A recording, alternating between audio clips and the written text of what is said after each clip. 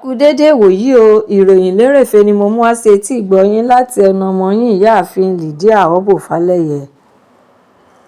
Ìjọba ìpínlẹ̀ Bayelsa yóò gbé àwọn afurasí tí wọ́n fi ẹ̀sùn kàn wípé wọ́n pa ọkùnrin atalẹ̀talẹ̀ tí orúkọ rẹ̀ ń jẹ́ Richard Okpebu, ẹni tí ọjọ́ orí rẹ̀ kò tíì ju ọmọ 40 lọ 42 years. Ìròyìn ló ṣàlàyé wípé wọ́n pa á nítorí ilẹ̀ tí ó tà, tí wọ́n sì ju òkú rẹ̀ sínú igbó lọ́nà New Otuke Road nítòsí Bayelsa Palm ní ọjọ́ 24 oṣù keje July 24 ọdún 2025. Ìṣẹ̀lẹ̀ aburú yìí ló mú kí àwọn òṣìṣẹ́ ọlọ́pàá tí CSP Chris Nwagbo jẹ́ olórí wọn bẹ̀rẹ̀ ìwádìí wọn ní ìlú Èkó, Port Harcourt àti Yenagoa, tí wọ́n sì mú afurasí 5 lórí ìṣẹ̀lẹ̀ náà. Àwọn afurasí ọ̀daràn náà ní ìjọba ìpínlẹ̀ Bayelsa yóò taari wọn sí ilé-ẹjọ́ tó ga ní ọjọ́ Ajé, tí í ṣe ọjọ́ 16 oṣù kẹta March 16 ọdún 2026. Orúkọ àwọn afurasí ọ̀daràn náà wà nínú ìwé ìròyìn yìí. Ẹ̀kúnrẹ́rẹ́ ìròyìn eléyìí náà wà nínú ìwé ìròyìn The Guardian. Ààrẹ Bọ́lá Ahmed Tinubu lánàá òde yìí ni ó pàṣẹ fún àwọn aṣojú ètò ìlànà Renew Hope láti bẹ̀rẹ̀ sí ní pín ìrẹsì káàkiri ìpínlẹ̀ 36 tí ó wà ní orílẹ̀-èdè Nàìjíríà láti fi ṣe àtìlẹ́yìn ìrànlọ́wọ́ fún àwọn ọmọ ilẹ̀ Nàìjíríà tí wọ́n ń gba ààwẹ̀ Ramadan àti ti Lẹ́ǹtì. Ẹ̀kúnrẹ́rẹ́ ìròyìn eléyìí náà wà nínú ìwé ìròyìn The Nation. Ẹgbẹ́ àwọn òṣìṣẹ́ ní orílẹ̀-èdè Nàìjíríà NLC ti ké sí ìjọba àpapọ̀ àti ìjọba ìpínlẹ̀ láti tètè ṣàfikún owó oṣù àti ti owó àjẹmọ́nú lórí ìgbé ayé ìrọ̀rùn àwọn òṣìṣẹ́, èyí tí wọn yóò fi kojú ìpalára tí ọ̀wọ́ngógó nǹkan lè dá sílẹ̀.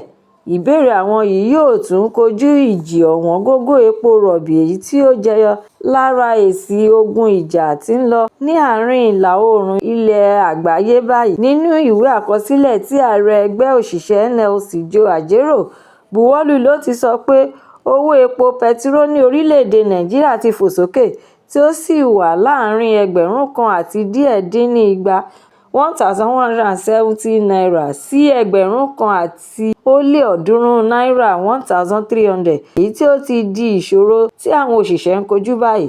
Ọ̀wọ́ngógó epo pẹtiró àti ti epo dísù ti jẹ́ kí gbogbo nǹkan gbówó lérí.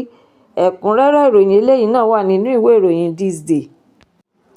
Ìròyìn eléyìí ló ṣàlàyé lẹ́kùnrẹ́rẹ́ bí ẹgbẹ́ ètò ìdájọ́ ṣe lè mú àyípadà ọ̀tun bá ètò ìjọba àwarawa. Ìgbésẹ̀ ètò ìdájọ́ yìí lè wáyé nígbà tí àwọn olóṣèlú, olùdarí àti àwọn aṣòfin bá ti dé ìpele tí agbára wọn pin.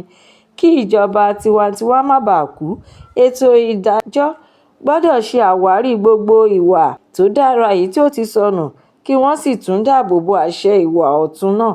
Ẹ̀kúnrẹ́rẹ́ ìròyìn eléyìí náà wà nínú ìwé ìròyìn Vanguard.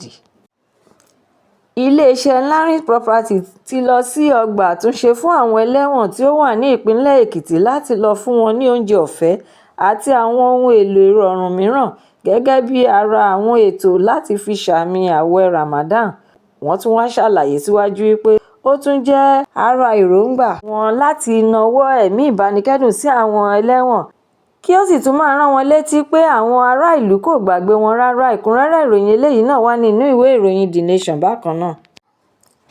Ìròyìn yìí ló ṣàlàyé lẹ́kùnrẹ́rẹ́ ohun tí ààrẹ Bọ́lá Tinubu fẹ́ lọ ṣe ní orílẹ̀-èdè United Kingdom, tí ó sì tún tẹ̀síwájú nínú ọ̀rọ̀ rẹ̀ wípé ààrẹ yóò ṣe àkọsílẹ̀ ìtàn rere ní ọjọ́ 17 oṣù kẹta March 17 ọdún 2026 nígbà tí ó bá balẹ̀ sí ilẹ̀ United Kingdom láti bẹ̀rẹ̀ àbẹ̀wò tí yóò gbé orílẹ̀-èdè Nàìjíríà síwájú fún àjọṣiṣẹ́ papọ̀ pàtàkì ní ilẹ̀ Britain. Gbogbo àǹfààní tí ó wà nínú àbẹ̀wò yìí ni ìròyìn yìí ṣe àlàkalẹ̀ rẹ̀ lọ́kan-ò-jọ̀kan sínú ìwé ìròyìn yìí. Ẹ̀kúnrẹ́rẹ́ ìròyìn eléyìí náà wà nínú ìwé ìròyìn Daily Trust.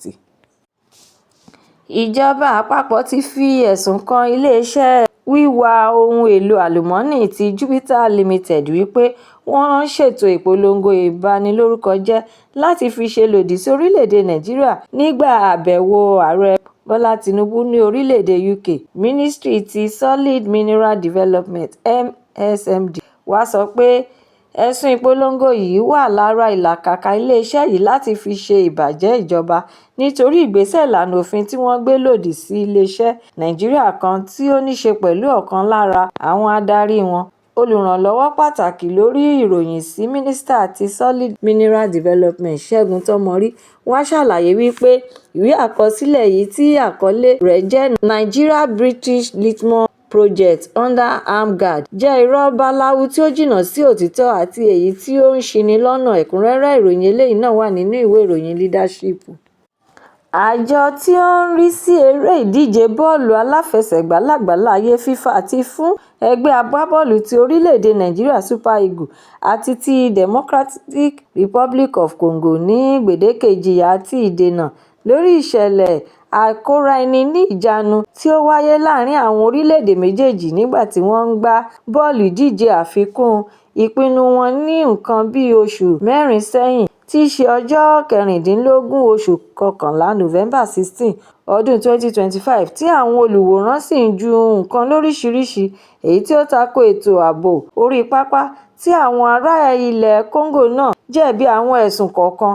Àjọ FIFA ní kí àjọ tí ó ń rí sí ìdíje eré bọ́ọ̀lù ní orílẹ̀-èdè Nàìjíríà NFF san owó tí ó jẹ́ ẹgbẹ̀rún kan owó Swiss franc kí àjọ kan náà tí ó ń rí sí ti ilẹ̀ Congo san ẹgbẹ̀rún 5 Swiss francs. Ẹ̀kúnrẹ́rẹ́ ìròyìn eléyìí náà wà nínú ìwé ìròyìn The Sun. Lórí ẹ̀rọ alátagbà X tí olùdíje fún ipò ààrẹ tẹ́lẹ̀ rí Peter Obi ní ọjọ́ Ìsinmi ló ti bu ẹnu àtẹ́ lu ìdènà àti ìdílọ́wọ́ tí wọ́n dí ẹgbẹ́ òṣèlú African Democratic Congress lọ́wọ́ láti ṣí olú ilé ẹgbẹ́ wọn ní ìjọba ìbílẹ̀ Baka sí agbègbè ìpínlẹ̀ Cross River tí ó sì tún ṣàpèjúwe ìṣẹ̀lẹ̀ náà gẹ́gẹ́ bí ìkọlù ìṣe ìjọba àwarawa èyí tí kìí ṣe ìkọlù ẹgbẹ́ òṣèlú nìkan. Ẹ̀kúnrẹ́rẹ́ ìròyìn eléyìí náà wà nínú ìwé ìròyìn Punch.